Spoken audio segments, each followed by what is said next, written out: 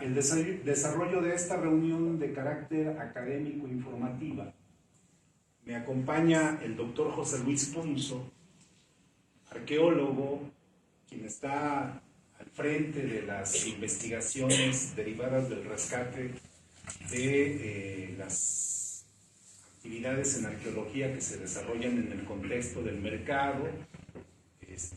Y bueno, él nos dará una primera charla acerca de la pieza. Enseguida, y le agradezco muchísimo al doctor Jacinto Robles, quien estará a cargo de una parte muy importante de la investigación que en su momento nos va aquí a compartir. Y digamos que en esta cadena de actividades que el Instituto tiene previstas para atender como es debido esta importante pieza, nos comentará cuál es la ruta que se seguirá en cuestiones de geología y demás elementos que consideramos importantes. Y finalmente cerraremos con una breve charla del maestro José Mendiolea, restaurador, quien además recientemente nos apoyó con la restauración de la pieza del hombre coyote, que fue rescatada de Tacámbaro en condiciones que venían muy deplorables, completamente rota, y el trabajo quirúrgico de José Mendiolea nos permitió nuevamente tener una pieza digna de ser disfrutada por parte de la gente, que ese es el objetivo, o uno de los objetivos que tiene nuestra institución: conservar y proteger el patrimonio cultural para que lo disfrutemos, para que aprendamos de él y para que consolidemos nuestra identidad como michoacanos, como pascuarenses en este caso.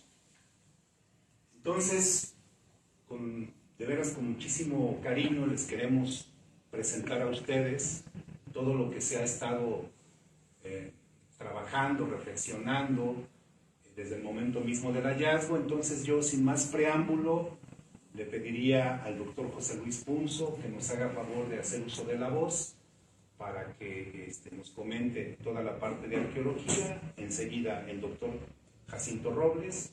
Cerraríamos con el maestro Mendiolea. Y si les parece, abrimos una charla aquí entre nosotros. Es una reunión, como ustedes se darán cuenta, sin ningún protocolo. Estamos entre amigos, para intercambiar algunas reflexiones. En verdad, con el gusto de que estén aquí en el instituto, pues sin más, le daríamos el uso de la voz al doctor José Luis Punzo. Gracias. Bueno, pues muy buenos días. Voy a hacerles una breve presentación. Voy a tratar de ser muy sintético. Mucho de esto, pues ya muchos de ustedes lo han visto, lo conocen en otras ocasiones. Voy a más o menos a tocar un poco de esos temas de manera muy rápido, y pues primero quisiera platicarles qué son estas piezas, o estos chacmoles. Estos chacmoles en la arqueología, y les llamamos chacmoles ya, ahorita vamos a hablar de eso. ¿Por qué? Porque bueno, ya es el nombre que es con el que se conocieron desde el siglo XIX, y entonces ahorita platicamos de esto. Pero la primera gran confusión que siempre tenemos es que pensamos en los chacmoles y lo primero que nos viene a la mente es Chichén Itzá o la zona maya o los mayas. Y entonces, como eso, han salido mil cosas en las redes de que si se lo trajeron el chacmol de Pátzcuaro desde la zona maya, que qué hacía aquí ese chacmol. Y bueno, pues no, nada más falso. O sea, y en medios muy importantes como El País de España, ¿no? Esa era la tónica de su nota. Realmente lo que sabemos es que el chacmol, junto con otra serie de elementos como la exposición ritual de cráneos, los patios con columnas y otras cuestiones, vienen en general más bien desde el norte de México, del noroccidente de México, de la zona de Zacatecas, Jalisco.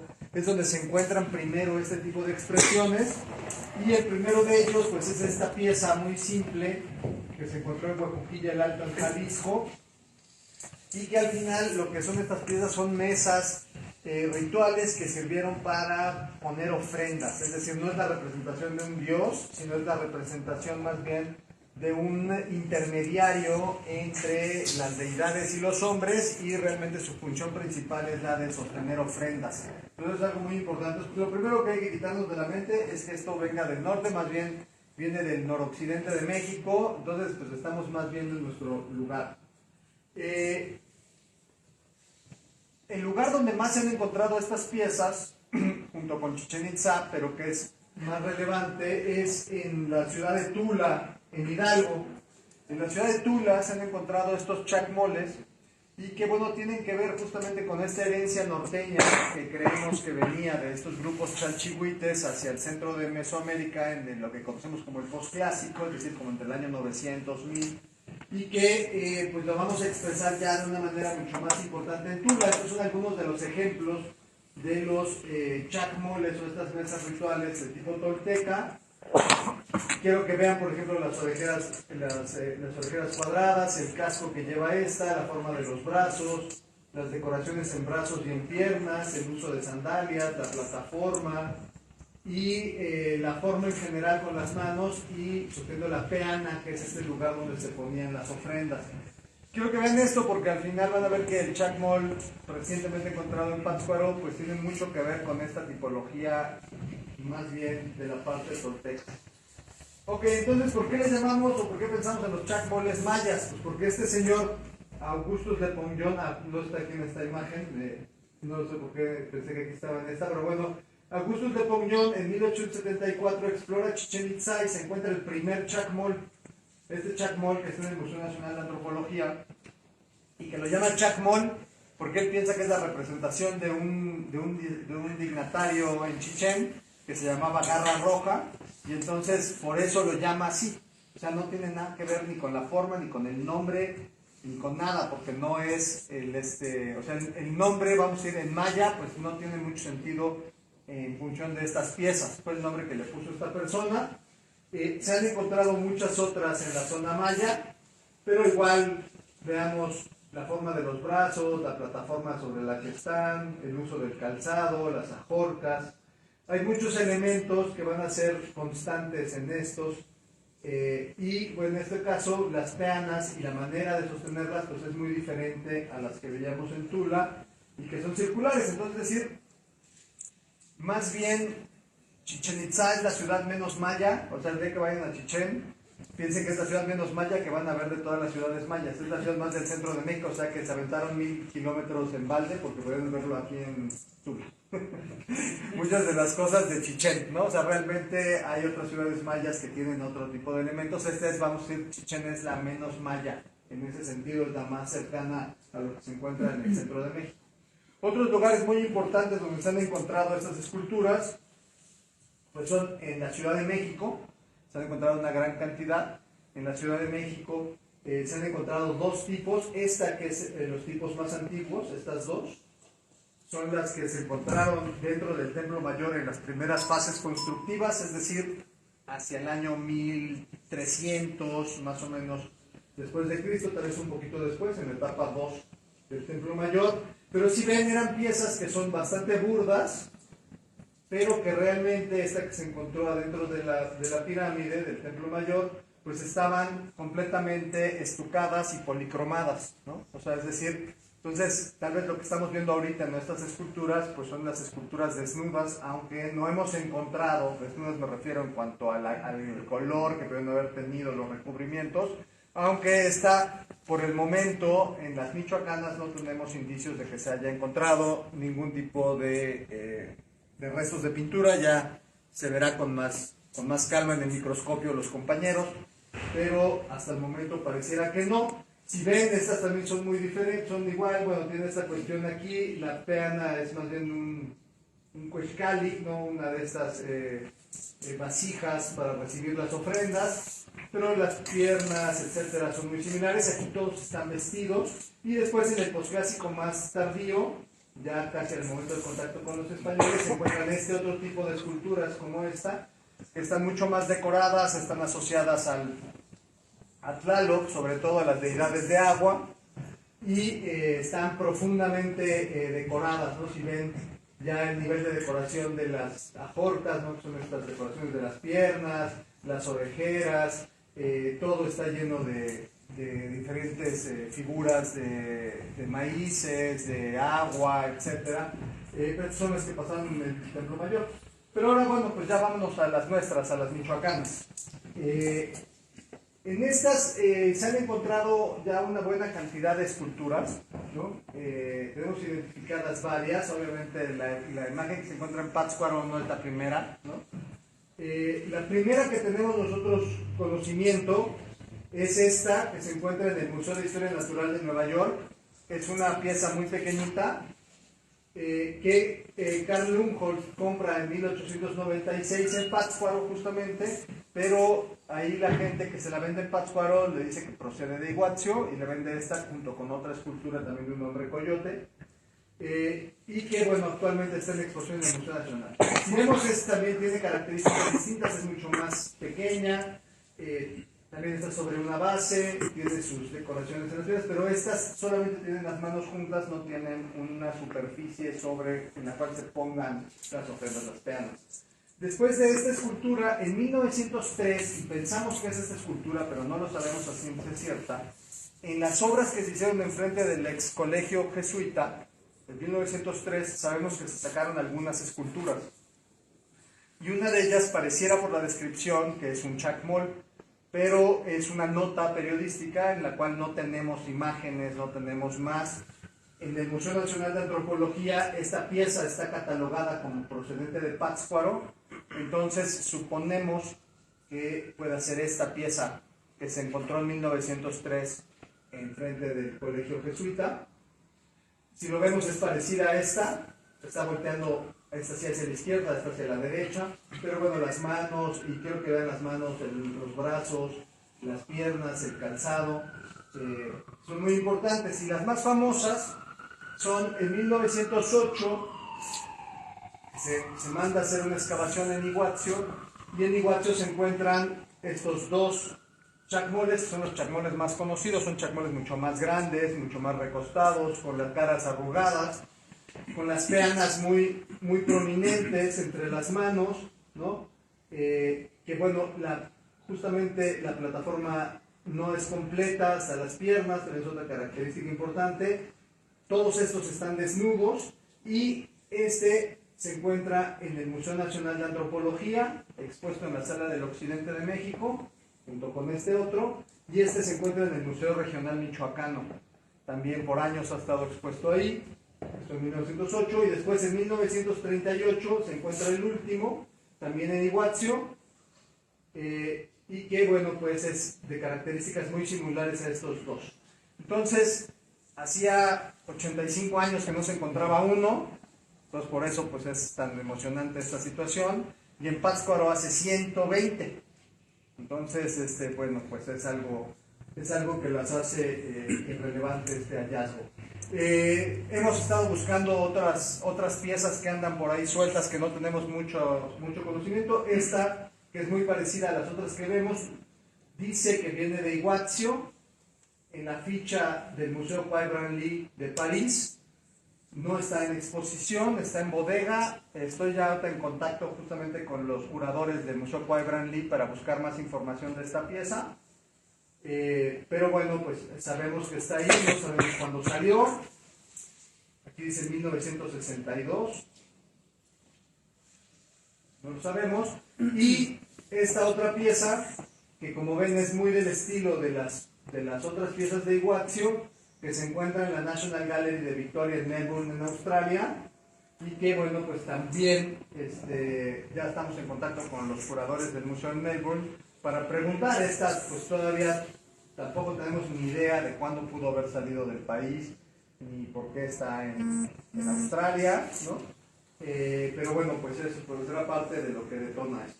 Un poco nada más para hacernos la idea de dónde se hizo el hallazgo. Bueno, como todos sabemos, pues las yácatas estaban arriba de la gran plataforma en donde hoy día está el Colegio Jesuita, justamente el Museo de Artes e Industrias y ¿cómo se llama? Y la Basílica, ¿no? Obviamente Vasco de Quiroga se llevó. Esta era una gran plataforma como la de Tzintzuntzan. Aquí tendríamos la Plaza de Don Vasco, ¿no? Entonces, pues sí, básicamente la ciudad de Pátzcuaro está sobre una ciudad prehispánica. Entonces, donde hagamos un hoyo en Pátzcuaro en el centro, vamos a encontrar, porque pues era una gran ciudad, entonces no hay de otra, ¿no? Hay excavaciones que se han hecho en toda esta zona y donde se han encontrado tanto restos de las yácatas, atrás del Colegio Jesuita, atrás del Museo de Artes e Industrias, pero también ahí junto a la alcantarilla se han encontrado las escalinatas, por ejemplo, bueno, más bien parte de la misma plataforma, el escalonamiento de la plataforma. Entonces, vamos, no nos extraña un poquito que está un poquito más lejos. Si hiciéramos esta misma reconstrucción en planta, aquí estaría la Plaza Don Vasco, aquí estaría la Plaza Gertrudis Bocanegra, y bueno, estaría un poco fuera de esta área, pero como vimos, realmente los chacmoles se encuentran por todos lados, entonces no nos sorprende eso, ¿no? Ahí si ponemos una imagen, más o menos con los alcances de la ciudad de 1933, con la fotografía que tenemos, un poco aquí sería el hallazgo. Esto era para otra presentación, les decía, entonces por eso no está hecho exactamente para esto. Y bueno, pues más o menos así se vería un poco la idea si pusiéramos las yácatas junto con la ciudad de Pátzcuaro, más o menos hoy día, ¿no? Entonces, pues como para que nos diéramos una idea, obviamente es una reconstrucción completamente hipotética, lo único que sabemos es que había 3 yácatas en la parte superior, ¿no? Entonces, bueno, pues que se encuentre ahí el chacmol, pues sería de esperarlo en cualquier obra. Esta imagen, seguro todos ustedes la conocen, de 1933, la primera imagen aérea que hay de Pátzcuaro, o cuando menos la que yo conozco. Y bueno, pues aquí está justamente la zona de esto donde estarían las yácatas, ¿no? Todavía sin nada construido, la basílica, la plaza de Don Vasco, la plaza Gertrudis Bocanegra, y bueno, pues por aquí estaría nuestro hallazgo, como ven, en lo que era Pátzcuaro hace 100 y poquitos años. Creo que ha crecido un poquito desde entonces. Y el lago también, véanlo, ¿no? Miren, aquí todavía ahí está. Caracuaro. Ahí todavía Caracuaro era isla. Y bueno, y estas que son los urandenes. Todavía está. Bueno, entonces el hallazgo en las obras del mercado, como saben, esta foto le dio la vuelta ahora sí al mundo, literalmente, como dice nuestro director. La pieza se encontró gracias al trabajo y a la colaboración que siempre ha habido con el municipio, con la empresa, ¿no? Y que se ha llevado a cabo una continua y constante supervisión de obra, en donde, bueno, pues afortunadamente estas 2 chicas que están aquí, Carmen y Vero, ahora sí que con ojo de águila se dieron cuenta de esto porque hubiéramos podido pasar de alto, o sea, muy rápido, ¿no? Y es un poco la discusión que teníamos desde el principio cuando nos acercábamos con el municipio, pues y con el gobierno del estado, de que aquí teníamos que sí o sí hacer un trabajo arqueológico, porque algo podía pasar. Nunca esperamos esto, pensábamos otras cosas, pero este escenario nunca lo vimos, nunca lo imaginamos. Se hicieron estudios geofísicos como para buscar cosas más grandes, y bueno, se hicieron excavaciones en ciertos lugares justamente para descartar posibilidades de que hubieran estructuras mayores, ¿no? Pirámides, altares, cosas así. Pero bueno, una pieza de este tamaño, de apenas unos 90 centímetros por 80 centímetros, o sea, es una pieza que hubiera sido muy difícil de haber localizado con ese tipo de estudios, pero bueno, afortunadamente se hizo esto. Inmediatamente el hallazgo con las máquinas, se cerró la zona, se hizo un rescate arqueológico, la zona del hallazgo. Aquí están compañeros de la sección, ¿cómo se llama? Viendo justamente el tema de la estratigrafía. Es un tema muy interesante desde el punto de vista arqueológico porque, bueno, pues tenemos una capa superior donde se encontró mucha basura, vamos a decir, moderna, aunque revuelta con materiales prehispánicos, con materiales coloniales, pero en cuanto fuimos bajando la excavación, el nivel de chacmol es por aquí abajo, donde están paradas las chicas, empezamos a encontrar muchísimos materiales coloniales, obviamente, que nos dan cuenta de la ciudad y de la importancia de la ciudad. En algún momento comentaba que localizamos, por ejemplo, cerámica de la dinastía, cerámica, o sea, porcelana china Ming, de la dinastía Ming, del periodo Wanli, o sea, es de finales del siglo XVI. ¿no? Encontramos muchísimas platos o pedazos de platos, ¿no? De muy buena manufactura, de mayólicas novohispanas, ¿no? De lo cual nos está hablando que obviamente pues, las casas que ahí estuvieron eran casas muy, muy importantes, que tenían acceso a los bienes de mayor lujo de la época, ¿no? Entonces, que nos hablan de ese Pátzcuaro, de esa grandeza de ese Pátzcuaro en la colonia temprana, ¿no? Como un punto de intercambio y de redistribución de muchísimas riquezas. Entonces, creo que eso es algo muy importante, porque la arqueología, si bien este Chacmol nos ayuda a destapar esto, creo que esto más bien nos abre el campo de decir que tenemos que hacer una arqueología de Pátzcuaro, colonial, prehispánica. O sea, necesitamos aprender de estas cosas de la ciudad que realmente desconocíamos y que bueno, pues este hallazgo que ha sido tan mediático pues nos ayuda justamente a poner esto en la idea y que bueno, creo que poner la importancia de esto, ¿no? Entonces aquí realmente vamos a tener cosas muy muy importantes más allá del Chacmol, ¿no? Entonces eso creo que nos va a dar cosas también interesantes para la ciudad de Pátzcuaro. Se hicieron tomas de muestras, también por ejemplo para poder ver el paleoclima, los cambios de clima. Parece que todo esto era una zona donde venía gran cantidad de movimiento de agua.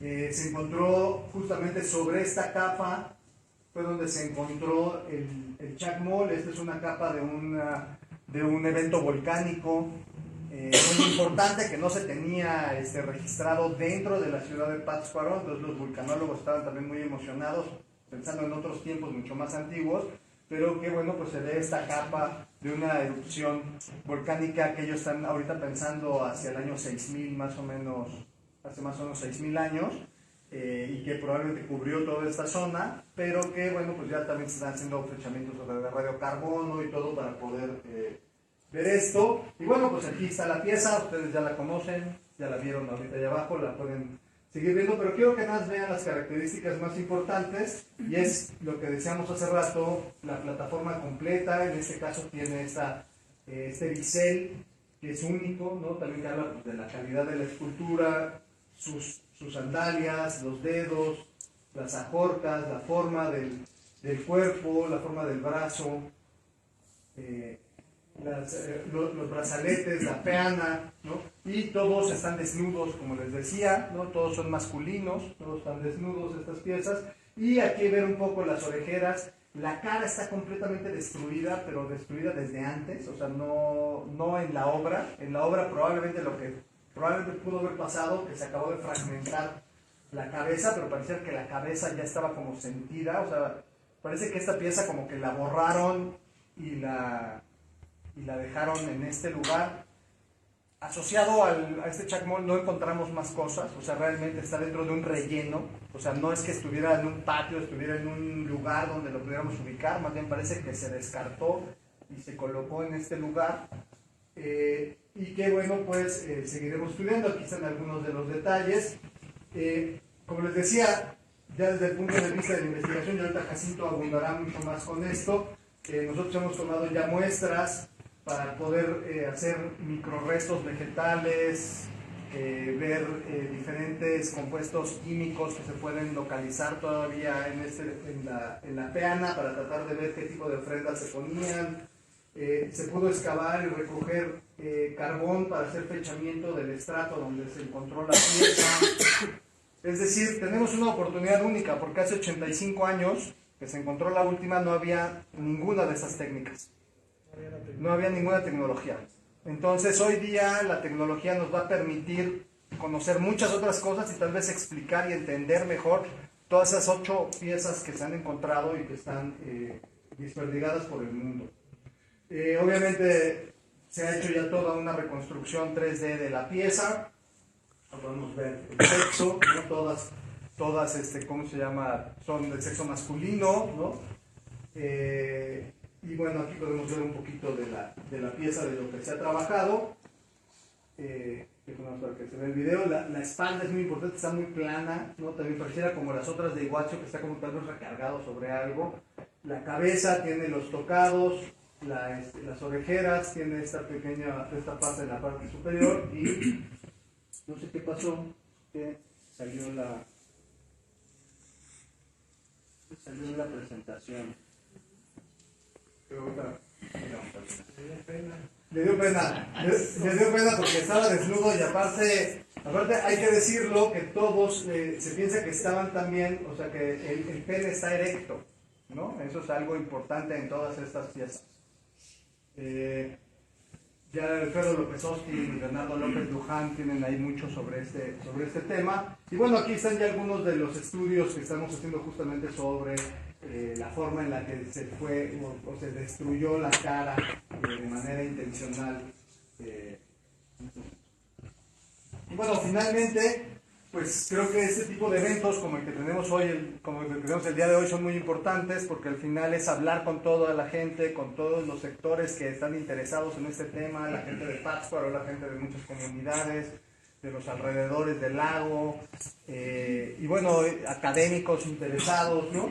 Que, ¿cómo se llama? Que han venido a ver la pieza y que, bueno, pues esto ha despertado, como hemos dicho, pues un revuelo mundial, ¿no?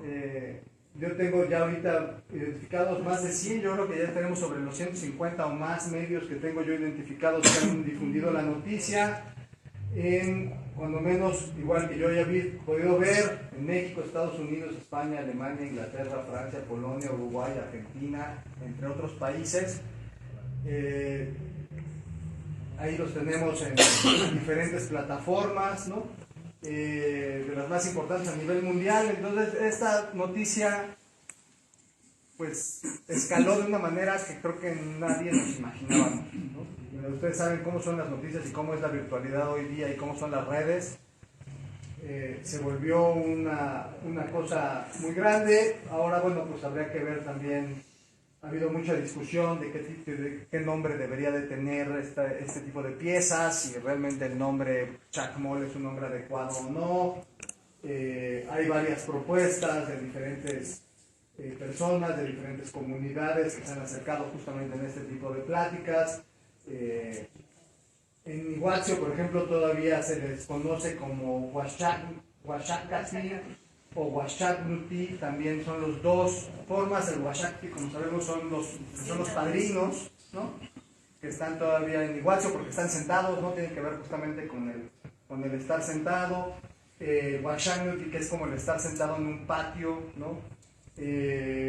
O el Paragnuti, que sería como el de sostener. Entonces hay como varias excepciones. Lo que es un hecho es que no vamos a saber cómo se llamaba porque pues es algo que ya se perdió, se sigue utilizando y que yo creo que cabe en la discusión y es algo muy importante. Y bueno, pues yo con esto terminaría. Creo que lo que es importante es que estos espacios que se abren al diálogo pues son los que nos van a permitir pues intercambiar ideas, ¿no? También conocer que estamos trabajando en este sentido y que bueno, pues el hallazgo, algo que se decía mucho también en las redes sociales, sobre todo muchas en Pátzcuaro, ¿no? Que si era algo que se había plantado ahí, que si era falso, que si era una réplica que alguien había puesto. Digo, es de verdad que sería imposible, ¿no? O sea, el que lo hubiera hecho debió haber tenido un conocimiento demasiado sofisticado del tema, ¿no? Y aparte, bueno, pues es una, como ustedes vieron, no es una pieza única, es una pieza que se han encontrado más de su tipo, es única en su estilo, ¿sí? Y que, bueno, pues yo creo que nos va a permitir conocer y aprender muchas cosas. Y bueno, pues le daría la palabra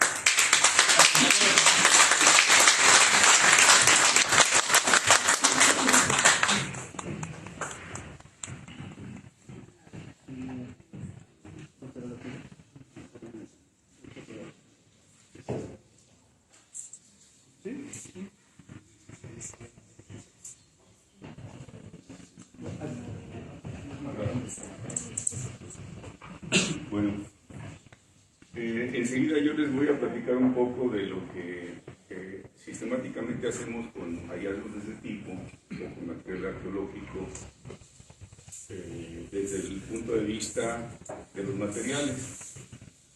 En el centro de Michoacán tenemos un laboratorio de arqueometría, que se conoce como LARCEO, o Laboratorio de Arqueometría de Occidente, que además de atender las necesidades analíticas en este centro INAH, apoyamos a la región de diferentes maneras, inclusive a nivel nacional hemos tenido colaboraciones, con laboratorios centrales de INA y con otros centros INA de todo el país.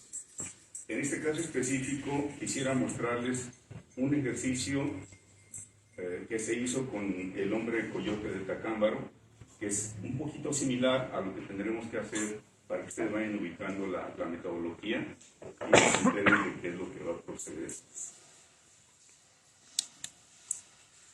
Bien, esta es una imagen del hombre coyote de Tacámbaro. Como decía en la introducción nuestro director, fue una pieza rescatada de un patio y que al final de cuentas, bueno, pues estaba bastante maltratada.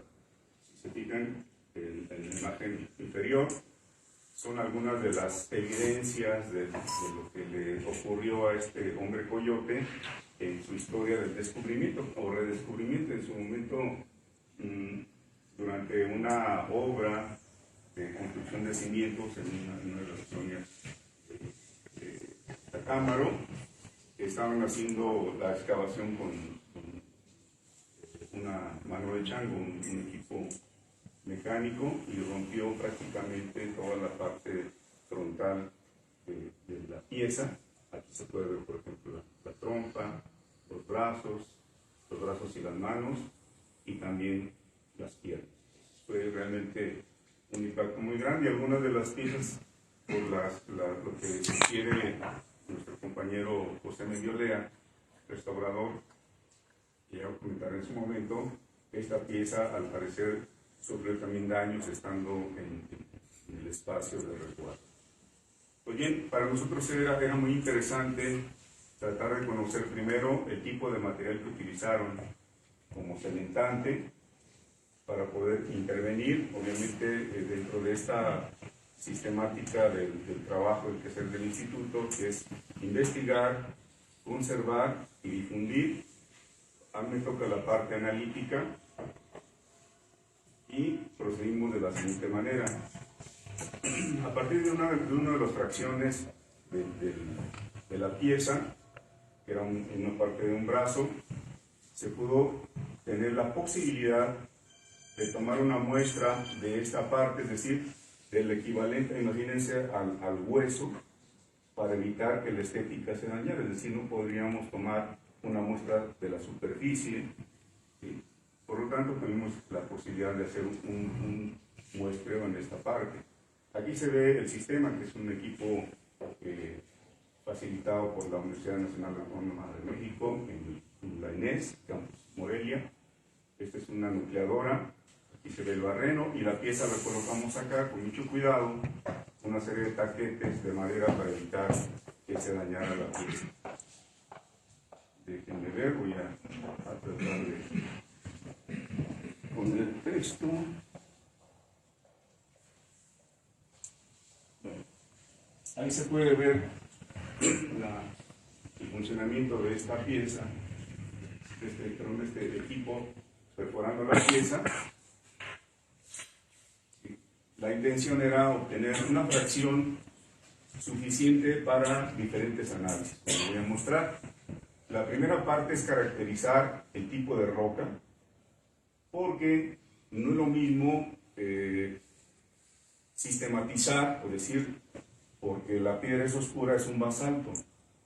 Hay una diferencia o muchas diferencias desde el punto de vista mecánico, de resistencia, de propiedades inclusive físico-químicas un poquito más específicas, de tal manera que el basalto es más resistente a la intemperie, inclusive a la abrasión, a la acción física, mientras que la andesita es relativamente más inestable, de tal manera que inclusive en algunos casos, si la roca se golpea en algunas fracciones, se puede romper de manera lineal, es decir, un golpe en un estrato, pseudoestrato, que es la forma en la que las andesitas se depositan, puede provocar que la pieza se rompa completamente en una línea.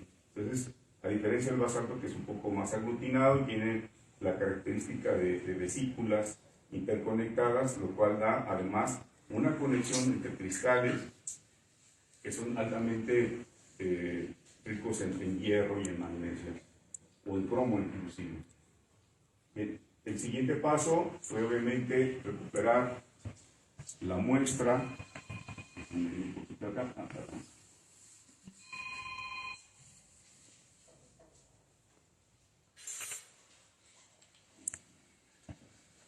Para observar solamente cómo se retira el barreno, de tal manera que nosotros podríamos tener una evidencia de este tipo, de la cual solamente hacemos una acción mecánica, metemos un desarmador y tronamos prácticamente el cilindro que se generó y tendríamos una pieza de ese tamaño. En este caso decidimos que fuera de aproximadamente 10 centímetros de profundidad, lo cual no afecta absolutamente nada a la pieza, y con esa fracción de roca podemos conocer la composición petrográfica, es decir, desde el punto de vista genético, si es una andesita, es un basalto, por ejemplo, también propiedades mecánicas de resistencia al impacto, a la carga puntual, o saber si en el interior hay vesículas o espacios interconectados, lo cual también provoca una cierta resistencia o no de la roca. Y otra parte que hay que hacer es obviamente la analítica que ya les platicaré enseguida. Dentro de este proceso también nosotros pudimos observar, ¿sí?, en la parte del tapón o la superficie de contacto, además aquí se ve un pequeño, vamos a decir, un aditamento. Pudimos observar que se trata de una resina epóxica que utilizaron en primera instancia, fue lo primerito que utilizaron para tratar de adherir las piezas dispersas. Bien, ¿qué hacemos nosotros con esto? Pues tratamos, obviamente acá, de entender primero cuál era la composición mineralógica o químico-mineralógica de los componentes empleados como cementante, y bueno, utilizamos un equipo de difracción de rayos X que está instalado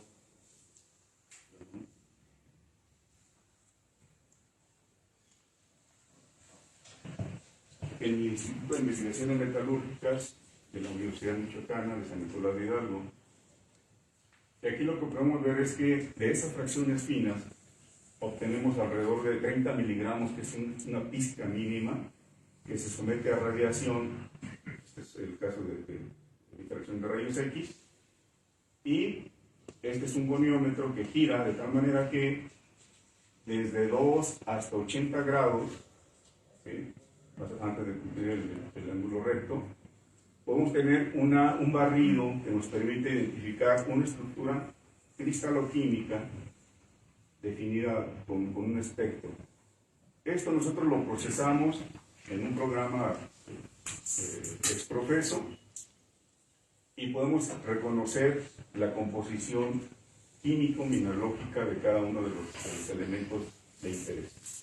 En este caso, nosotros concluimos que los componentes utilizados para adherir esta pieza fue una resina de composición orgánica de tipo epóxico.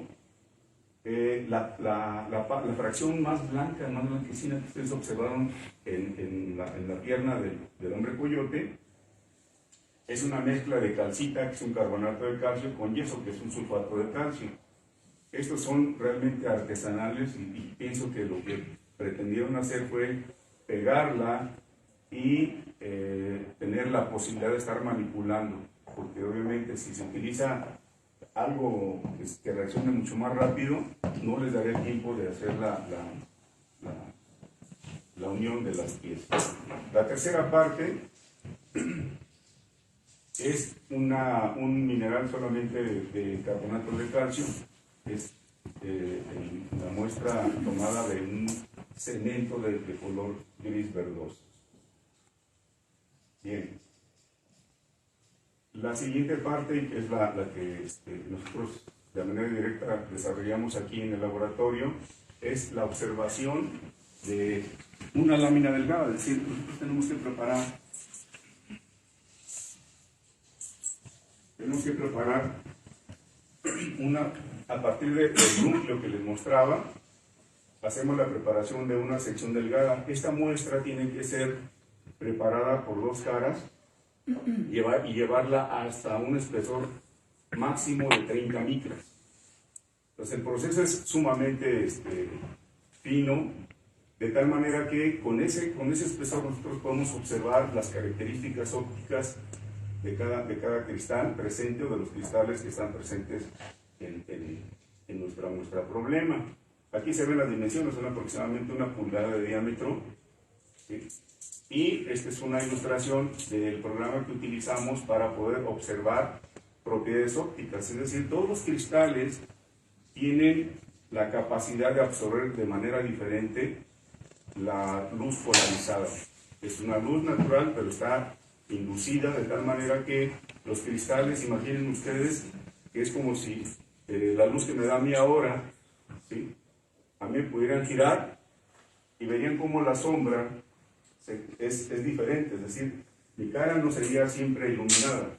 Pasa lo mismo con los cristales. Cada cristal tiene su firma, es decir, sus propiedades ópticas individuales que lo hacen único, y nosotros nos guiamos con esas propiedades para poder hacer una clasificación lo más precisa posible.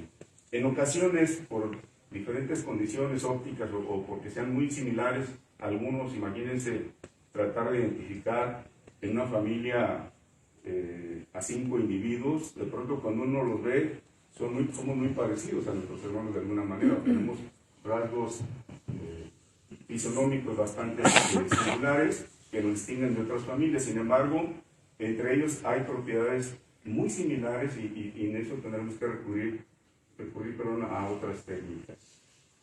Nosotros descubrimos a partir de este estudio petrográfico, pues que tenemos una textura bastante concurrida con cristales de feldespatos, son feldespatos o plagioclasas cálcicas, y una serie de minerales que nos ayudan a hacer la clasificación, es decir, a darle el apellido a la roca. Estos minerales los conocemos nosotros como piroxenos y tienen una concentración bastante abundante de hierro, menos magnesio, como sería el caso de un olivino en los basaltos. Entonces ya estamos nosotros haciendo una clasificación que nos permite decir que no tiene la resistencia de un basalto o no va a presentar las propiedades de un basalto, pero sí tiene como componentes abundantes magnetitas, muchas magnetitas, de tal manera que esas magnetitas son susceptibles a la alteración a hematita, que es también un óxido de hierro, pero este es el equivalente a, no sé, tener por ejemplo una mesa metálica de trabajo y de pronto se escurre un vaso con agua y se queda ahí el agua, y a los 2-3 días uno observa que ya hay una corteza, una pátina de óxido, y tiene que ir a limpiar de nuevo la mesa. Bueno, es algo parecido. De hecho, el compañero José Miguel seguramente observó algo de este fenómeno, justamente porque se trata de minerales susceptibles a la oxidación. Bien, para el caso del chacmol, pretendemos hacer algo muy similar, es decir, la parte analítica nos tiene que ayudar a resolver algunas de las cuestiones que para nosotros como parte de investigación estamos obligados a hacer. Es decir, no solamente nuestro trabajo tiene que quedar como una cédula de 3 líneas o 2 líneas donde diga chacmol elaborado con roca andesítica. Podríamos a lo mejor decir chacmol, roca andesítica similar a los volcanes de Yaguarato, a los volcanes de donde ustedes se les ocurra, en la región del lago de Pátzcuaro, que esa es nuestra intención como vamos a observar. Bien, la propuesta analítica nos lleva prácticamente a tratar de identificar el tipo de roca usado para elaborar esta escultura. El análisis químico por fluorescencia de rayos X de la roca para identificar su firma geoquímica, es decir, conociendo nosotros, con el antecedente que yo les mostré, qué tipo de roca vamos a tener, en diagramas diversos se puede ver en qué espacio cae. Y si ya existen datos similares de rocas en la región, podemos ir buscando en un mapeo geológico y geoquímico dónde se ubicaría el punto más probable de la fuente de la materia prima. Y esto lo certificaríamos teniendo condiciones con el análisis isotópico y tendríamos mucho más certeza de dónde se obtuvo la materia prima. Es decir, ahí sí no hay pérdida. Es como si fuera ya no solamente la huella digital, sino que se hace un pinchado y se saca la sangre y dice la sangre tiene tales características que no se pueden evadir. Si alguien de fuera, no sé, un médico, por ejemplo, ve a alguien y lo ve pálido y dice, probablemente tenga diabetes, o a lo mejor trae una reuma, ¿no? Pero cuando le hacen los análisis clínicos, los análisis de sangre, o los análisis de orina, o de otros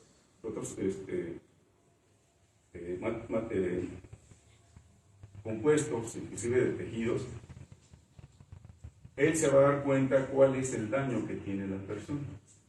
Entonces nosotros trataremos con esta analogía, trataremos de identificar la fuente de la materia prima más probable.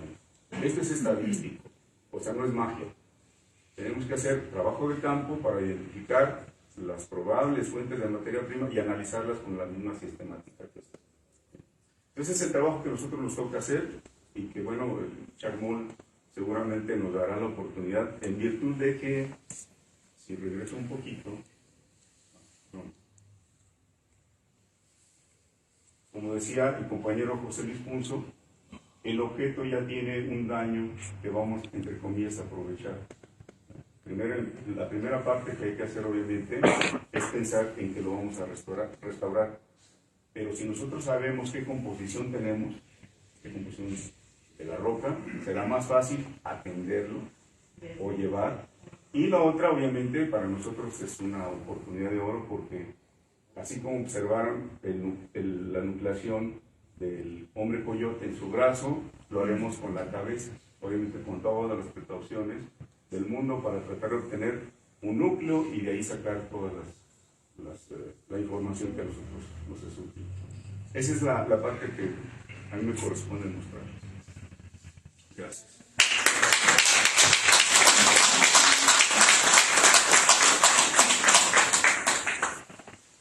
Adelante. Sí, la dejamos ahí. Bueno, buenos días. Soy José Mendioler, restaurador aquí del Centro INA, y al parecer me va a tocar la intervención de esta estructura. Obviamente no traigo imágenes porque todavía no la restauro, pero les puedo platicar básicamente cuál es la mecánica y los criterios que se van a emplear para abordar la intervención propiamente dicha. Para empezar, tenemos que aclarar que en cuestión de la conservación de bienes culturales, de bienes que tienen una relevancia informativa, no tanto utilitaria para la comunidad, reconocemos tres criterios básicos. El primero de ellos es la mínima intervención. Vamos a incidir y vamos a tomar acciones sobre la pieza que estrictamente sean necesarias. No las que se nos ocurran, no las que nos parezcan más bellas, no las que nos parezcan más estéticas o estén de moda, sino las que la materia y la evidencia propiamente dicha que tiene la figura nos esté arrojando. En este caso, afortunadamente para la pieza, para el proceso tanto técnico como administrativo, el tratamiento va a ser sencillo. ¿Por qué? Porque el objeto no tiene tanto deterioro como pudiera presentarse. Los compañeros han hablado del caso del hombre coyote. En este caso no tienen nada que ver, más que son de piedra y son prehispánicos. El hombre coyote básicamente, el 90% de su deterioro se debió a las malas intervenciones previas que había tenido, por adhesividad, por resane, por amarre, porque lo agarraron a gomazos, tenía 15 fragmentos. Y esas intervenciones son las que causaron más daño en la materia original.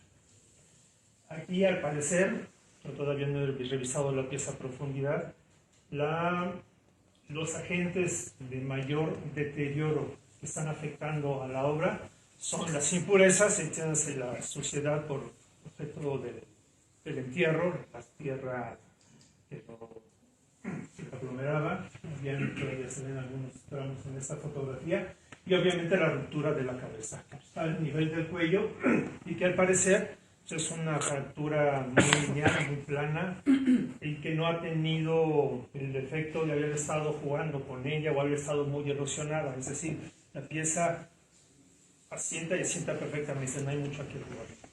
Pues básicamente esos son los dos principales deterioros que tiene.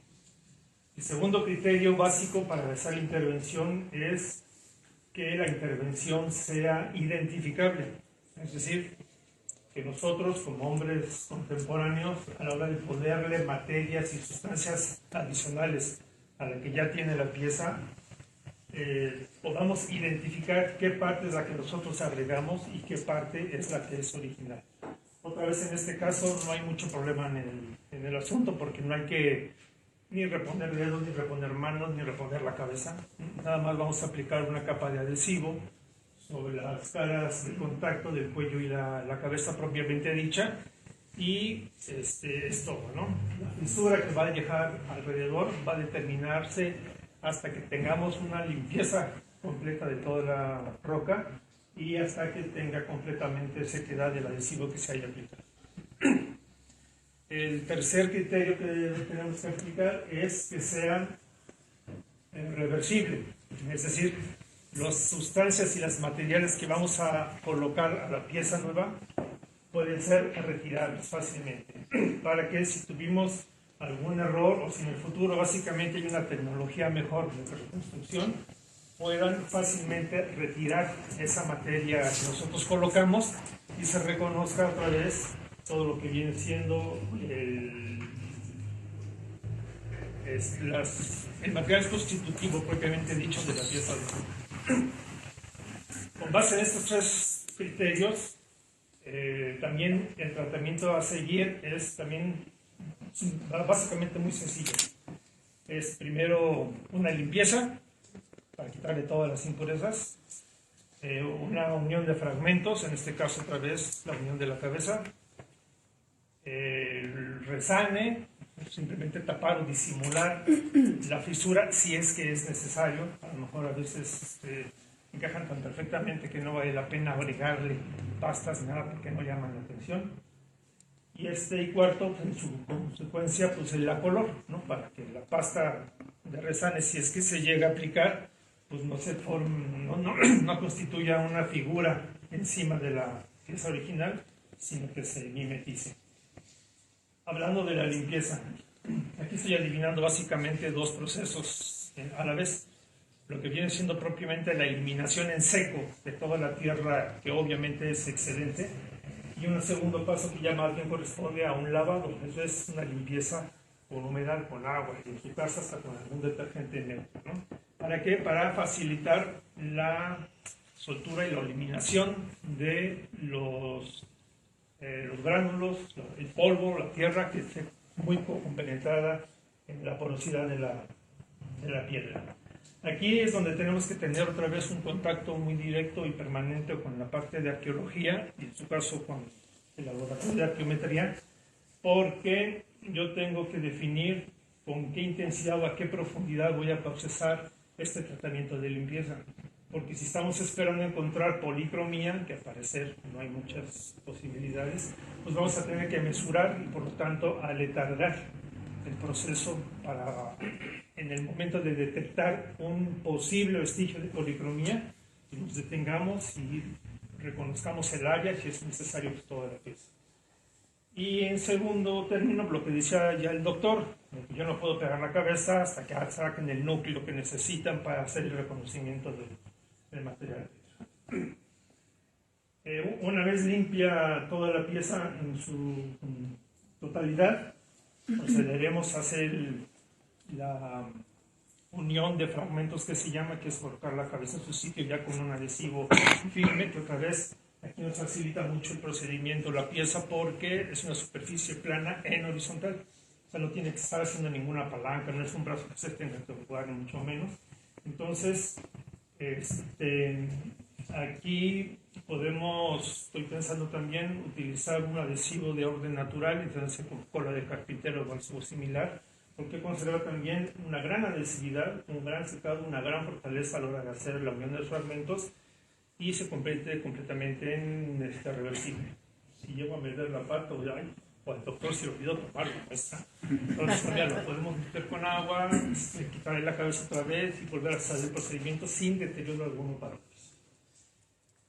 Y como les decía, finalmente el acabado, dependiendo de la notoriedad que tenga esa única fisura que hasta ahorita tenemos contemplada en la línea del cuello, se colocará algún tipo de pasta de resane que también tiene que ser compatible con el adhesivo que se utilizó, reversible, maleable, fácilmente recortable, fácilmente recreable y con algunos retoques de color, en este caso se espera sean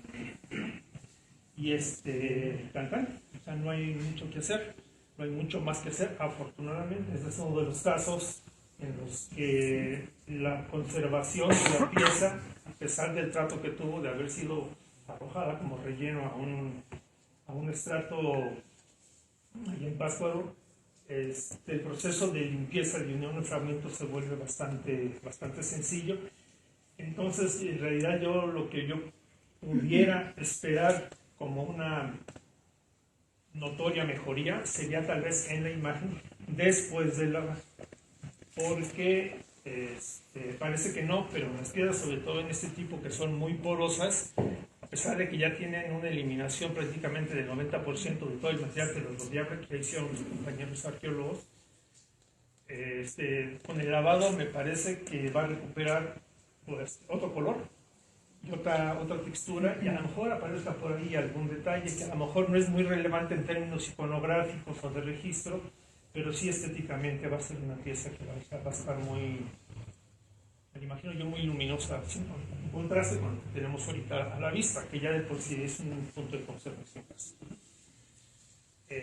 Y básicamente eso sería. Entonces, a la mejor opinión de los doctores, yo espero que el resultado de todo el proceso vaya a ser una pieza pues, muy agradable, muy completa, muy estética, que sí va a tener por conveniencia que estar en bajo techo, ¿no? Yo siempre recomiendo que este tipo de cosas también tengan su propia vitrina, para que no tengamos que andarla sacudiendo o limpiando o lavando o vaya a haber algún ocurrente de ponerle polish o algo por el estilo, ¿no? Que bueno, como está bajo la autoridad del instituto, no esperamos eso. Pero básicamente es todo. No sé si...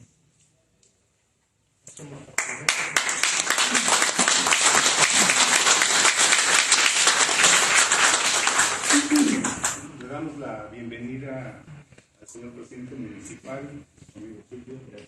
Gracias, buenas.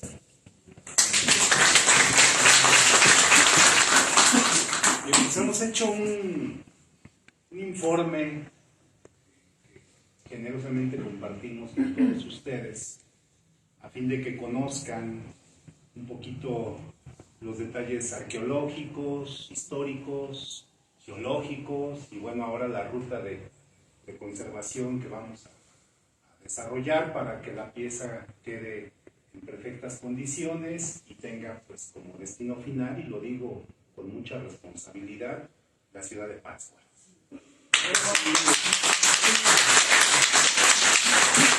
Creemos que así tiene que ser en justicia, porque además ha sido una petición del señor gobernador, del propio Julio, y en el instituto pues no vemos ninguna razón, digamos, técnica para que no sea de esa manera.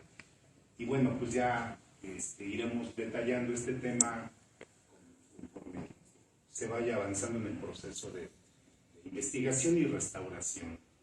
Entonces, pues hechas las exposiciones por parte de nuestros compañeros, José Luis Punzo ahorita se incorpora porque tenía un compromiso para dar una pequeñísima charla en el AENA, pero ahorita regresa. Sin embargo, está aquí el maestro Ramiro Aguayo, quien también ha venido acompañando este proceso, conoce tanto como el doctor José Luis Punzo lo que se está haciendo, y pues entonces la idea sería abrir un espacio de diálogo, de preguntas, respuestas, aprovechando que están aquí nuestros compañeros investigadores, académicos del instituto, para que todo el mundo tenga muy claro qué es lo que está ocurriendo con este elemento que de pronto irrumpió en la vida de los pátzcuarenses. Y yo en alguna ocasión le decía a Julio, este es un augurio, un buen augurio.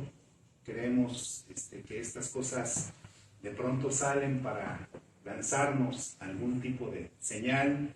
Digo, no lo hago desde una visión esotérica, ni mucho menos. No quisiera contrastar con la clase de ciencia que hace un momento recibimos de parte del doctor Jacinto y de parte del doctor Punzo, pero vaya, creemos que este tipo de hallazgos, pues de pronto hablan, ¿no?, de un componente que pues todos quisiéramos que fueran buenas señales para la ciudad de Pátzcuaro, para las cosas que se están haciendo, para el propio mercado. Digo, salió en el mercado y bueno, pues todos evidentemente hemos disfrutado mucho de que las cosas así hayan sido, y queremos despojar de cualquier comentario, como le llaman ahora, cualquier fake que en ese sentido ha circulado, pues que ese tipo de cosas no ensucien un trabajo que, pues como ya lo habrán ustedes escuchado, lo habrán registrado, pues evidentemente se está haciendo un proceso eminentemente científico, académico, con criterios muy rigurosos, y todo esto, y aquí a lo mejor conviene decirlo, no lo hacemos porque de repente al doctor o a un servidor o a José Luis Punzo se le antojó arbitrariamente hacer algo. Todo esto pasa por órganos académicos a nivel nacional. Todo esto tendrá que tener la autorización del Consejo Nacional de Arqueología, tendrá que haber un proyecto específico de restauración que tendrá que ser revisado por las autoridades en la materia. Entonces, pues bueno, en el instituto no nos mandamos solos, y todo esto está, digamos, claramente estructurado para obtener como resultado final un trabajo que se merece la ciudad de Pátzcuaro, y queremos que tengamos una pieza pues a la altura de una ciudad como la de ustedes, ¿no? Entonces, no sé si alguien quiere hacer uso de la palabra para comentar algo. Aquí con mucho gusto estamos a la orden para responder sus dudas y atender sus reflexiones. Buenas tardes, ¿ya? En el caso del muestreo que se va a hacer, no sería por el hecho, las piezas que están en el Museo Nacional de Antropología, las dos, dicen en la ficha andesita. Obviamente, si esta pieza, no sé si es basalto, andesita, para llevar el riesgo, y por lo que vi, la parte baja de la base no está marcada, no tiene ningún labrado. ¿No sería más fácil hacer el muestreo, doctor Jacinto, por la parte inferior? Porque puede, en el caso de que sea andesita, hubiera alguna fractura o algo en alguno de los cristales. En el cuerpo, sobre todo bajo, no sé si han pensado también en meter, como lo han hecho también, con pieza de acero o algo, o solo y que tengan que intervenir también la cabeza para evitar cualquier fractura. Esa es mi pregunta. Sí, bueno, en el caso, como ustedes, las andesitas tienen la característica de pronto de ser estratificadas o semi-estratificadas por los escapes de gases. Si por desgracia la cabeza tuviera la orientación así, podemos tener cierto riesgo, pero por eso también utilizamos una serie de empactes, taquetes, para evitar que esto suceda. Si observamos que la roca presenta algún tipo de fracturamiento interno, pues tendremos que regresar. Pero ahora mismo el traslado de la pieza completa, imagínense, más de 200 kilogramos para estarla trasladando, llevándola al laboratorio ahí en la ENES, para hacer el nucleo y voltearla, etcétera, es todavía más riesgoso que solamente cargar la cabeza, que puede pesar, parece a lo mejor unos 25 kilos, 20 kilos. Entonces, de la forma más práctica, que sería desde mi punto de vista, tendría que ser con la cabeza, revisar, obviamente, si no hay algún tipo de fractura, o estratificación de las que les comento, porque si fuera el caso, inclusive con eso observaríamos más fracturamiento en el cuerpo. ¿Sí? Hay una parte muy interesante que se observó en el hombre coyote, y es que de pronto en uno de las piernas se ve una parte como si le hubieran metido un cuchillo y ya no embonó también en el resto del cuerpo. Eso quiere decir que en algún momento se golpeó esa parte y justamente a través de estos lineamientos, escape de gases, golpeó y ese pedacito se perdió. Ya no lo recuperamos, a lo mejor en la casa misma, al estar barriendo, trapeando, se les cayó, ya no se les hizo importante recuperar o pegarle esa fracción. Entonces, estas cuestiones de resistencia, de propiedades petrofísicas, son muy importantes para nosotros. Inclusive de este mismo se hará seguramente alguna prueba de resistencia mecánica para ver si el cuerpo, en términos generales, es resistente a una cierta carga. No sé, digo, esto ya el maestro Mendiola nos dirá, pero en algún momento yo creí que justamente por la necesidad de conectar y darle estabilidad al cuello, por si en algún momento dicen, oigan, el Museo Nacional de Antropología solicita que se exhiba el chacmol, pues a la hora de trasladarlo y con estas, entre comillas, susceptibilidades que tiene el uso de la cola del conejo, sea realmente importante fijarlo, ¿sí? Un alma que permita conectar el cuerpo con la cabeza. Ese es mi punto de vista, obviamente el especialista en restauración es él, pero justamente por ese detalle yo había pensado que hiciéramos el núcleo en la cabeza y que fuera el punto de partida para la espina. Digo, exactamente, si fuese el caso, ¿no?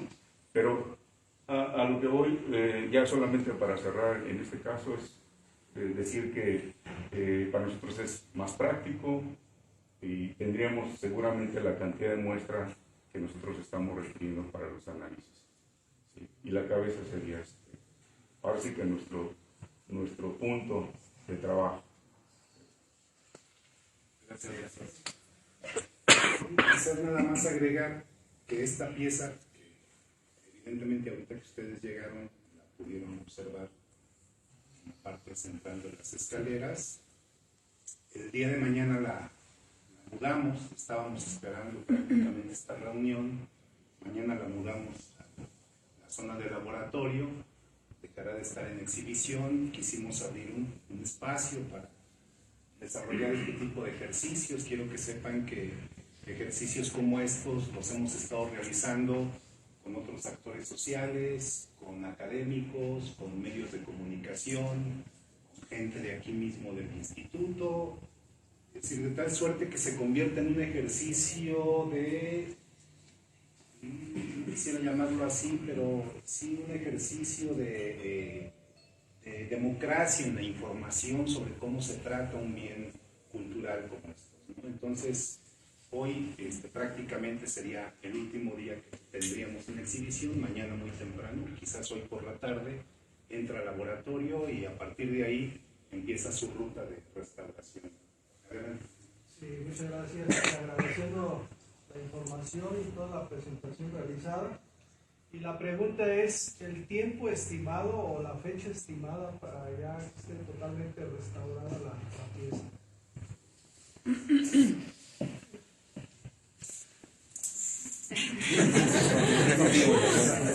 No, yo creo que esto, una vez que sea entregado al taller de restauración, puede estar en el término de 2 meses.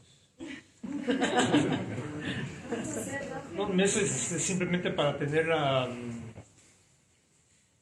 certeza de que sobre todo el proceso de lavado que les comunicaba fuera como yo me lo estoy imaginando. Las piedras son amigas del doctor, no mías, de repente absorben humedad por donde uno menos se lo esperaba y tienen manchas que migran, toman una colorimetría que no se esperaba, en fin. Pero básicamente no creo que deba pasar de ahí Y si no, pues lo que tenga que esperar, porque eso sí, por así que estuvo enterrada no sé cuántos años y no por unos días nos vamos a apresurar, ¿no? Entonces, más o menos estimo que en el término de 2 meses promedio se puede hacer la intervención completa. Si ya la acabaron de ver los doctores. Ese es el punto ahí. Yo creo que, no sé, a lo mejor Ramiro quisiera también ayudarnos un poquito, pero sí es importante dejar claro que si bien es cierto hay este proceso de restauración y toda la estrategia de investigación geológica que ha comentado el doctor Jacinto Robles, también hay que decir, cuando José Luis hizo su exposición, mostró una imagen donde hay un levantamiento de muestras. Aquí no sé si Ramiro nos puedes ayudar para que conozcan toda la clase de investigaciones que se están desarrollando de manera, digamos, colateral. Por supuesto, sí son estos temas de pechamientos, pero ustedes me hablaban de polen, no sé qué, entonces, ¿por qué no lo...? De polen, para entender cuál es el medio ambiente que existía en la ciudad de Pátzcuaro al momento que la pieza es depositada, incluso un poquito de tiempo más para atrás, pues puede llevar hasta 3-4 meses.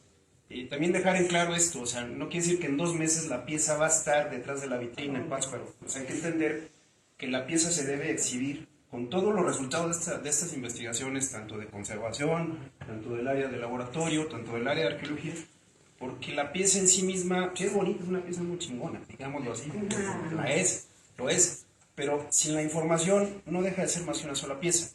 Entonces, cuando un objeto ya llega detrás de una vitrina, viene con todo este proceso de investigación, y el chiste es que la gente se apropie de esa información. Y no solo, y aquí sí me atrevo a decir, qué padre que encontramos un chacmol. O sea, esto ahora sí que ni Obama lo tiene. Pero también debemos entender que el patrimonio arqueológico es esto y muchas cosas más. Entonces, sí nos costó mucha chamba, algunos pleitos, de repente de que, oye, mi obra no va a estar a tiempo, que tenemos tiempos, en fin. Pero gracias a estar discutiendo eso, pudimos rescatar este objeto, pero vamos a rescatar una gran cantidad de información referente a Pátzcuaro. Pátzcuaro es la ciudad que prácticamente le da la forma al Michoacán moderno. Entender cómo se da esa fusión de tradiciones culturales. Y no solo es el chacmol, es el contexto mismo. José Luis nos hablaba de cerámica que viene importada de distintas regiones, o sea, cómo se está insertando ese Michoacán en una red comercial mundial, cómo nos estamos insertando en periodos donde ya empezamos a ser parte del territorio español, cómo empezamos a ser una nación, y en Pátzcuaro lo tenemos. Y también esto debe estar reflejado al momento de que cualquier obra que se esté haciendo en el centro de la ciudad, pues tenga información y que tenga un respaldo, y que no estamos para retrasar una obra, estamos para recuperar esa información e integrar este expediente que se está pensando de una ciudad patrimonio. Porque en sí sería muy bonita la ciudad, pero toda la información que viene detrás de él y todos los procesos también deben de estar reflejados en ello, ¿no?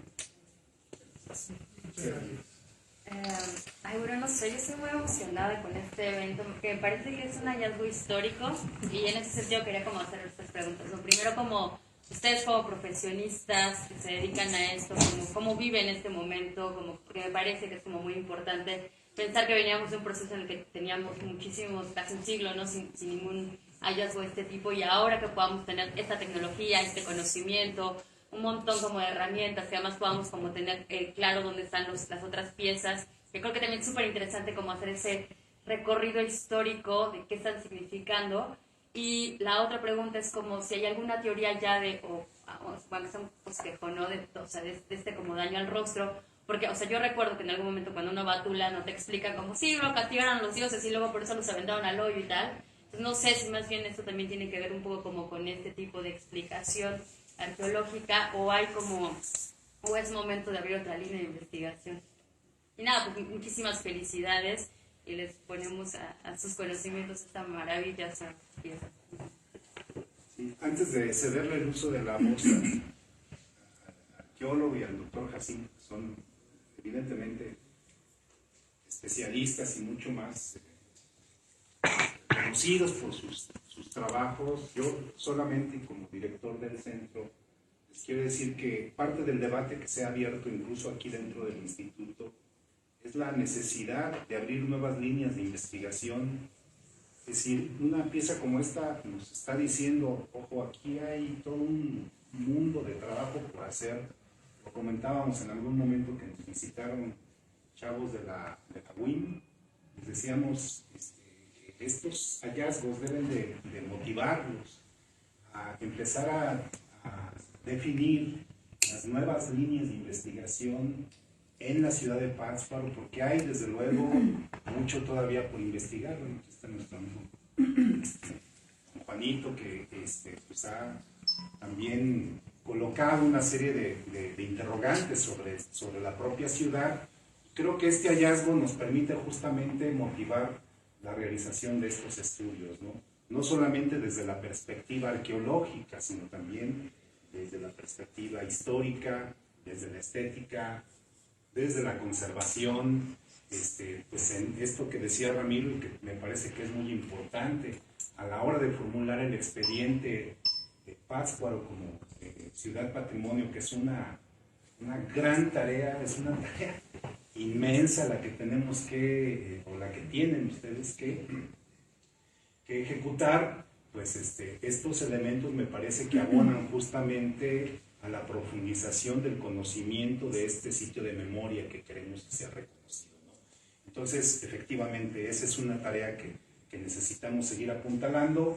Yo espero que ahora que empiecen a llegar los resultados de los estudios que se mandaron sobre polen, fechamientos, esto que decía José Luis de los elementos que se le retiraron a la peana para identificar qué tipo de ofrendas se colocaban, quitar del medio algunas historias, ¿cómo se llama? Sí, de que pues, ahí se colocaban los sacrificios y si había sangre, si habrá restos de sangre, no lo sabemos, ¿no? Entonces todo eso lo compartiremos en su momento con ustedes, y creo que esto que dice Ramiro es fundamental. No se trata de solamente colocar la pieza por la pieza, sino poder platicarles a todos ustedes todo lo que la pieza cuenta sobre la historia de Pátzcuaro. Creo que eso es lo que al final del día nos debe causar más emoción, ¿no? Que hablen un poquito más de dónde venimos. Me va a dar mucho orgullo, estoy seguro. Perdón. No, pues prácticamente por eso es importante encontrar este tipo de objetos en su contexto. Este en particular, por el tipo de espacio donde se encuentra, por la forma como se encuentra, hay de dos sopas. O sea, lo descartan o por esconderlo o porque ya no es socialmente útil. Ajá. Y a lo mejor, muy probablemente, estos daños que tiene al momento de que lo descarto, pues ya no me sirve. Recordemos que se está conformando una nueva sociedad, se están integrando nuevas tradiciones religiosas, en fin, o sea, estamos dando surgimiento a otro periodo histórico. Pero justamente ese comportamiento es lo interesante, el momento cómo y cuándo lo están descartando. Por eso es muy importante, por ejemplo, decían, el fechamiento que podemos obtener por carbono 14, por lo que se encuentra entre las piernas, nos va a decir en qué momento se pudo haber descartado, o no en qué momento estuvo en uso. La pieza puede haberse usado desde el 1000 después de Cristo, 1100, 1200, y se descarta en el 1600, o sea, pasa por una historia. Pero bueno, esa es parte también de lo interesante de la arqueología, porque además se está encontrando en un espacio donde hay, como decía José Luis en la exposición, cerámicas de la tradición prehispánica, tradición española importada, pero también un periodo de fusión. Entonces habría que ver justo si esto corresponde con el momento del contacto. Todavía falta mucho por sacar, digo, las investigaciones no son concluyentes, y bueno, o sea, el hecho también de que se puedan encontrar restos de hemoglobina, que a veces no dura mucho, yo creo que los señores tienen más que decir que yo, y siempre se ha tenido esa idea de que es una piedra de sacrificio. Pues si lo era, pues había que entenderlo en su contexto social, ¿no? O sea, también no entenderlo como, ay, mira, aquí mataban gente, sí, pero no la matan nomás porque sí, tiene un sentido social que para ellos era útil, y vaya, hay que entender justamente ese contexto social. Como dice un maestro, lo bonito de la arqueología es que nos deja ver qué tan diversos somos. Entonces, yo creo que por ahí va el asunto, ¿no? Sí, solamente para complementar esta inquietud del golpe en la nariz, en la arqueología, desde la época de los olmecas, era costumbre, aparentemente, como dicen los antropólogos y los arqueólogos, matar la pista. Es decir, una vez que, como dice mi compañero Ramiro, el elemento ya no tenía una función dentro de la sociedad, automáticamente se rompía. Y sucedía con la cerámica, pero también sucedía con las esculturas. Pues es muy común, no sé si ustedes han observado algunas de las cabezas olmecas, ¿sí? que no tienen la nariz, igual que pues, desde esas épocas, hablemos de más de 1200, 1400 años antes de Cristo, con las sociedades perfectamente organizadas desde el punto de vista de comportamientos, de grupos, de comercio, de intercambio. ¿Sí? Entonces, eso es algo que se va a encontrar sistemáticamente, si ustedes lo han visto en diferentes museos, y que al final de cuentas lo único que nos está diciendo es algo que nosotros estamos interpretando. ¿Sí? Lo creemos así porque inclusive discutiéndolo con una arqueóloga que tiene todos mis respetos a nivel nacional, decía, caray, pues eso es lo que nos dicen en la escuela también a nosotros, pero no existe un documento científico que demuestre esto, simplemente se va trasladando, se va moviendo la información de generación en generación desde el punto de vista académico y se acepta como tal. Y bueno, lo curioso es que sí lo encontramos durante más de 3000 años como una evidencia de eliminación de piezas de objetos. Pero, adelante. Juan Carlos. Gracias, doctor. Pues agradecerte, de verdad, a todo el equipo de colaboradores que de una manera muy coloquial nos han dado datos científicos y creo que las emociones que tenemos todos ahorita nos conmueven, ¿no? Y toda esta situación, creo que han quedado despejadas muchas dudas de que sí hiciera de Pascua o de que si no, la exposición de la roca, eso para nosotros los que no somos muy científicos en este ramo, pues lo entendimos muy bien el por qué debe de ser así. Creo que muchas felicidades y de verdad que estamos muy conscientes de lo que es este hallazgo para Pátzcuaro y lo que significa sobre todo para el proyecto de Pátzcuaro Patrimonio. Claro que esta es una pieza fundamental para definir las zonas de confluencia como lo sabemos todos y pues felicitar a tu equipo. Pero la pregunta que yo creo, o la respuesta que todos queremos oír es ¿va a volver a Pátzcuaro esta pieza?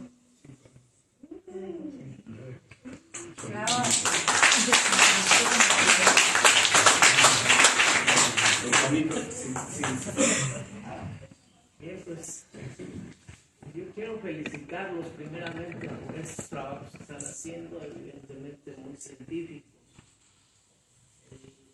Este tema del hallazgo, pues, por supuesto, fue una noticia que ha dado ya la vuelta al mundo, por lo que representa y porque además son esculturas que están vinculadas a varias culturas de Mesoamérica, sobre todo en el periodo posclásico temprano. Creo que la sociedad de Pátzcuaro necesita tener una certeza y una información así clara como la están dando. Primero, lo que han dicho ahorita, ¿no? Va a volver a Pátzcuaro. Segundo, han dicho cuándo. Sí, por supuesto que todos queremos que sea lo más pronto posible, porque este tipo de hallazgos lo podemos capitalizar mucho en los proyectos que ambicionamos de ser reconocidos en la UNESCO, etcétera, porque aportan a los valores de Pátzcuaro. Una cosa que es importante es que se encontró en un contexto donde se está haciendo una obra que también es muy importante para Pátzcuaro. Cuando supimos del hallazgo, pues, todo el mundo nos preguntamos qué iba a pasar, ¿no? En sí, por lo que se pudiera encontrar adicional a esto. Y ahorita hablan de términos que creo que necesitan ser un poco más coloquiales para la gente de Pátzcuaro y de aquí llevar nosotros realmente la noticia de que primero se está estudiando la pieza de manera muy científica y como debe de ser, ¿no? Pero también sabemos que la estratigrafía y el contexto donde se encontró pues también da mucha información y quizás sea una de las más importantes. La primera que fue hallada de cabeza, o al menos así se supo en una estratigrafía bastante superficial. Ustedes hablan del término fue descartada, entonces hay que entenderse, o sea, leerse como que fue una remoción de que estaba en otro sitio y no ahí. Esto es importante para nosotros, para la obra, para el contexto. Además de que abajo de la estratigrafía fue encontrado mobiliario colonial o mobiliario ya hispánico. ¿Sí? Eso es muy importante y que no se encontró ninguna estructura que estuviera vinculada con un centro ceremonial como se han encontrado las otras, ¿no? O la mayoría de las 13 o 14 que existen. Entonces, pues eso es muy importante porque es una obra, por ejemplo, que se está haciendo, que es muy importante para Pátzcuaro y que debe de despejar toda duda. Y además, saber, por ejemplo, ahorita como se plantearon algunas hipótesis, entendemos que en arqueología son hipótesis, ¿no?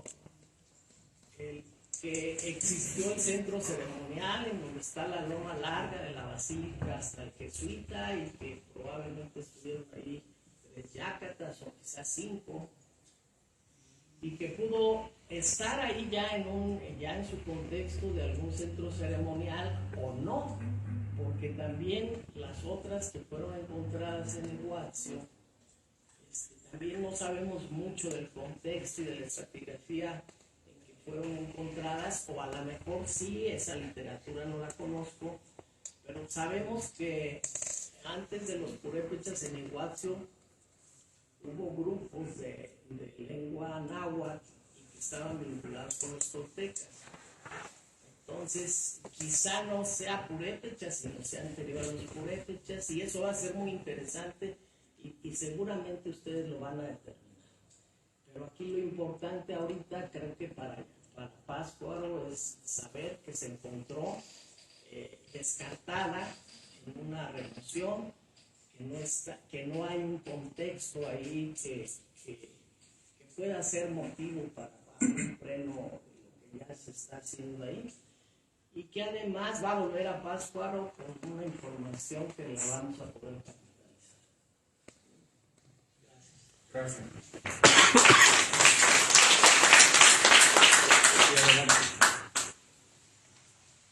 Buenos días. Pues yo felicito definitivamente a las 3 personas que nos pusieron el cuarto también, porque nos dijeron de esta pieza que se encontró en la ciudad de Pátzcuaro. Es de mucha importancia, es algo muy, muy bello y eso nos deja decir que Pátzcuaro tiene historia. Ya esta pieza pues es del año de 1100 o quizás antes o no sabemos de cuándo se depositó ahí, pues quizás fue allá los españoles o ustedes no saben, pero todo eso se va a determinar. Lo que sí quiero hacer patente es de que esta pieza definitivamente debe de estar en la ciudad de Pátzcuaro, ya cuando después que se hagan los estudios, no 2 ni 3 meses, sino de aquí a 6 meses si quieren, pero que se presente ahí en la ciudad de Pátzcuaro, que se presente, que se ubique donde está el museo, que fue donde Vasco Quiroga hizo el colegio de San Nicolás de Hidalgo, y para darle más importancia. Es cuanto. Muchas gracias. No sé si alguien más quisiera hacer uso de la conversación. Perdón, sí. Nada más respecto al nombre de la pieza. Huatzonop, que no sé si se pronuncia así, al ser lengua fonética, yo generalmente en la relación las viene con U y con O. Acá lo decían W. En el diccionario de términos prehispánicos de la doctora Yolot, incluso lo clasifica como hombre obviamente sentado, que también están las piezas de los coyotes que también están sentados. En la relación de Michoacán pues, se habla del mensajero, y hay pues muchas historias, y ya entre lo divino y lo terrenal. Pero realmente la ocasión pasada, lo de Chacmol es un término que ya se ya se aceptó culturalmente en México, pero no deja de ser un término residual, podríamos decirlo.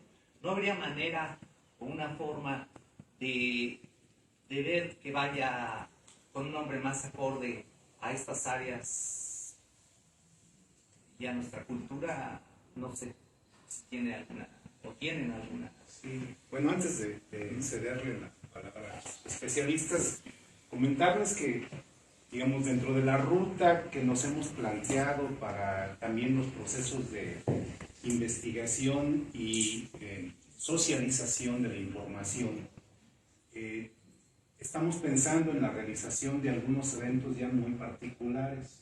Evidentemente tendrá que haber un encuentro con los lingüistas, con gente de las comunidades que se ha dedicado justamente a nombrar las cosas de una manera adecuada. No olvidemos que, bueno, en el caso de la lengua purépecha, pues hay sus variantes, hay sus costumbres, hay sus formas de llamar a las cosas. Creo que es importante que en su momento, una vez que tengamos más información, nos sentemos y hagamos un ejercicio con los lingüistas, tener aquí una charla de lingüistas que nos hablen justamente de cuál es la lectura que hacen de esto que se está comentando. Nosotros internamente en algún momento decidimos que no era pertinente que el instituto de manera arbitraria le colocara un nombre.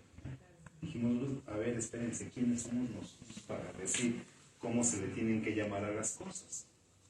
Creemos que esto tiene que ser el resultado de un diálogo entre distintos actores y a partir de ahí comenzar a reapropiarnos de una nueva forma de nombrar este evento.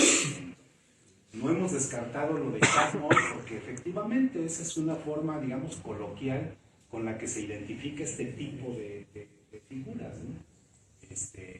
En el centro INA dijimos, bueno, ahora refirámonos a ella como la escultura del hombre sentado que espera. Sentado.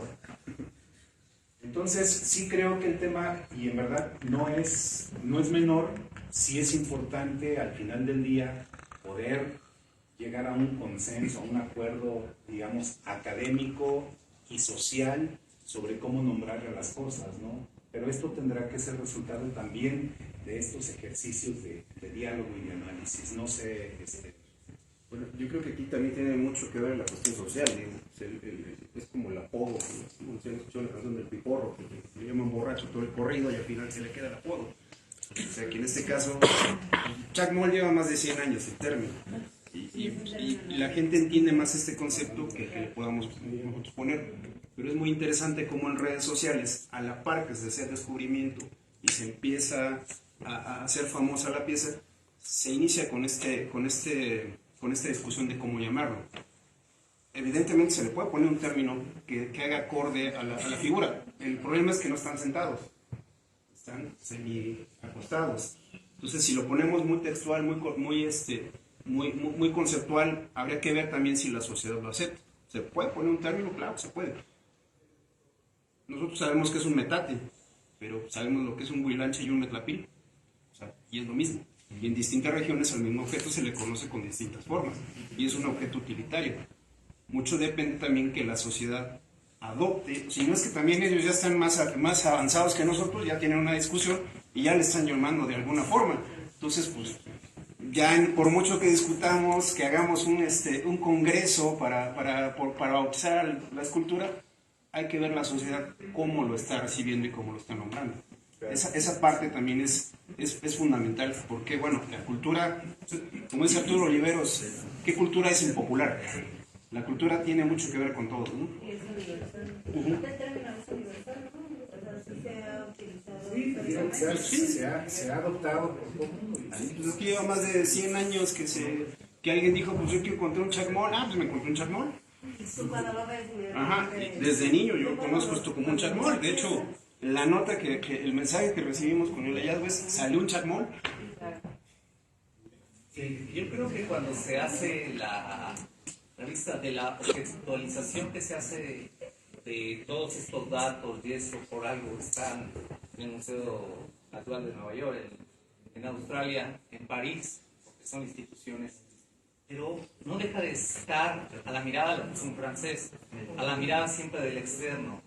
Y creo que vale la pena con los pueblos originarios tener y ceder y que tengan, porque esto para los de fuera es un objeto de museo, simplemente, pero tiene un aspecto simbólico que hay gente que lo sabe. Yo creo que si es de este lugar, incluso como paisaje cultural, que es lo que siempre luchamos nosotros, se vea, yo creo que sería digno dar a las comunidades y que tomen la preferencia y respetarles siquiera este pequeño deseo y se ve esta pieza de otra manera, no como ir a ver el objeto que hallaron en paz y que a lo mejor ahí hacían todo lo que se puede decir, pero sería más interesante darle una fuerza del sitio.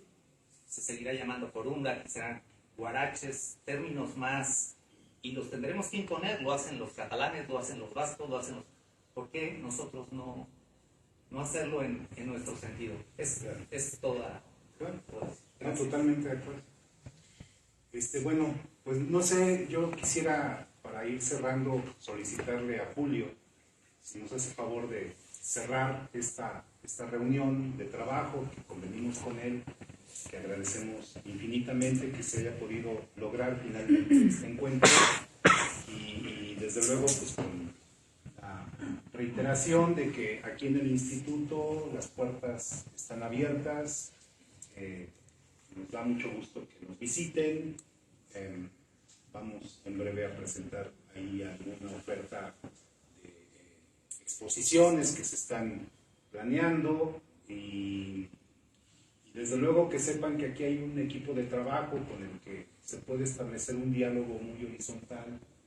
Cualquier cosa, si hay alguna necesidad de ir a la ciudad de Pátzcuaro o platicar el tema, digo, no vamos a andar evidentemente cargando mucho menos, pero yo creo que vale mucho la pena de repente igual abrir algún espacio de diálogo en otros espacios. Lo ofrecemos con mucho gusto para que la gente esté cada vez más informada de lo que estamos haciendo, ¿no? Entonces, pues sin más le daríamos el uso de la voz al presidente municipal para cerrar esta reunión. Gracias amigos. Bueno, pues buenas tardes, gracias por acudir a este llamado. La verdad que es importante que se conozca precisamente todo lo que hay detrás de este hallazgo que cuando se dio, como bien lo comenta nuestro querido amigo Marco, dijo, ¿sabes qué? Es que esto es algo maravilloso y algo que pues como que anuncia algo importante para la ciudad de Pátzcuaro.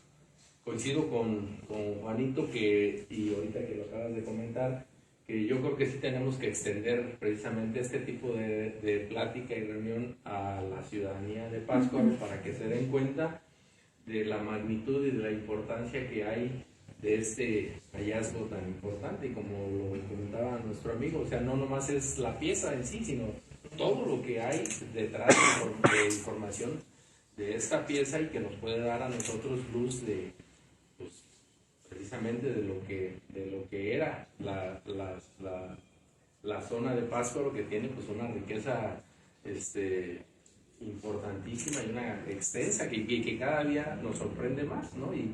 Y obviamente va también al encuentro de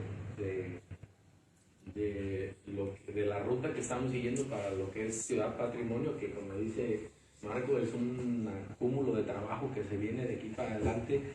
Y bueno, pues como que yo soy muy creyente y como que Diosito va acomodando las cosas y va haciendo que las cosas se vayan dando y que vayan sucediendo, ¿no? Ayer, curiosamente, estábamos en una comunidad de Pátzcuaro que es Santa María Huiramangaro, que es una comunidad también de las... Con el templo que tenemos ahí, pues es una comunidad de muchísimos años, ¿no? De siglos, y tenemos un templo ahí del siglo XVI, donde tenemos unos retablos, tenemos un artesón, tenemos una maravilla ahí que la estamos descubriendo, y que al final de cuentas todo esto suma a lo que se está realizando, ¿no? Entonces yo creo que es importante que hagamos este tipo de eventos en la ciudad de Pátzcuaro para decirle a la gente pues la importancia de esto, porque bueno, por ahí dentro de las fake news que decía aquí Marco, pues decían que nosotros la habíamos llevado, que la habíamos comprado en algún lado, que la habíamos enterrado, que porque la obra ya no se iba a hacer, y, o sea, una serie de historias que la verdad, bueno, para eso somos bastante buenos, ¿no? Entonces, es importante llegar y clarificarle pues, a la gente este tipo de situaciones y como dicen, pues Pátzcuaro, abajo hay cualquier cantidad de cosas que cada vez que se va a hacer una obra, pues tenemos que tener mucho cuidado ya para lo que se realice en el centro histórico principalmente, ¿no? Porque pues también ya en la zona de transición hemos encontrado cosas muy interesantes ahorita en la obra que se está haciendo ahí en la calle de Ascensión, Estanque y Nogal. Se encontraron unos los canales precisamente pues me imagino que eran las descargas pluviales o no sé, pero la verdad están intactos y así como están, pues así los dejamos, ¿no? O sea, abajo hay una bola de maravilla que en Pátzcuaro que podemos encontrar y tenemos que ir haciéndolo con mucho cuidado porque obviamente pues hay mucha obra que está por hacer para darle esa imagen. Ahora que hagamos este proyecto para restablecer la plaza Gertrudis Bocanegra y dejarla en condiciones pues impecables para darle precisamente dignificar ese lugar que es hermoso, pues también tenemos que hacerlo con mucho cuidado y siempre trabajando de la mano con la gente de Lina. Nosotros hemos tratado de ser muy respetuosos en ese sentido y sobre todo ayudarnos a cuidar todo el entorno de ahí, porque hay gente que pues llega y quiere arreglar su casa y le vale sombrilla y empieza a hacer las cosas sin avisar, y todo eso al final de cuentas, si no lo cuidamos, le va a ir dando al traste a la riqueza que tenemos como sitio de monumentos o lugar de monumentos históricos. Entonces pues esa es una labor que tenemos que hacer todos, no nomás nosotros como autoridad, sino tiene que hacer la sociedad, nosotros como autoridad municipal y apoyarnos en la autoridad federal, que en este caso pues sería el INA, ¿no? Entonces pues yo agradecido con la respuesta a este llamado, agradecido también con el INA, que hemos trabajado muy de la mano. Hay muchas cosas que estamos haciendo en Pátzcuaro ahorita vamos a restaurar parte de la biblioteca, tenemos también restauración del Teatro Emperador, estamos esperando por ahí que nos autoricen. Tenemos la restauración del templo de Santa María de Huiramangaro, queremos restaurar las pilas que tenemos ahí, que también hay un proyecto interesante, y vamos a iniciar con la de San Miguel. Y bueno, lo estamos restaurando el templo de Surumútaro también. Entonces digo, le estamos dedicando recursos, tiempo a toda esta riqueza que tenemos, porque bueno, pues es lo que nos va a dar para seguir en esta ruta de conseguir este nombramiento, que va a ser muy importante para nosotros. Entonces, pues gracias y que nos sigan apoyando en todos los sentidos. ¿Vale?